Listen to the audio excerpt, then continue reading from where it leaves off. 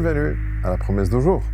Aujourd'hui, j'aimerais partager avec vous un texte qui se trouve dans Matthieu chapitre 7, verset 11. Je vais lire dans la Bible Nouvelle Français Courant. « Vous qui êtes mauvais, vous savez donner de bonnes choses à vos enfants. À combien plus forte raison votre Père qui est dans les cieux donnera-t-il de bonnes choses à ceux qui le lui demandent ?» C'est vrai que parfois, on donne des choses à nos enfants, même si on sait que c'est pas les meilleurs, mais quand même, ça va lui faire plaisir. Mais nous, difficilement, on va faire comme dans d'autres versions dit, si un enfant demande poison, on va donner un serpent. C'est pas ça qu'on fait. Bien sûr, il y a toujours des exceptions, mais c'est pas le moment de parler de ça.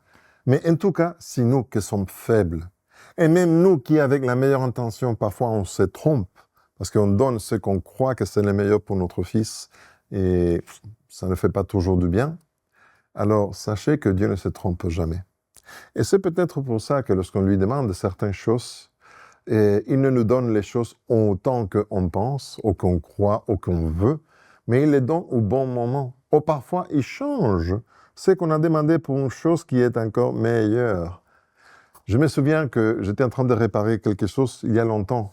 Je sollicitais un tournevis pour essayer de démonter quelque chose. Et quelqu'un m'a donné un outil différent.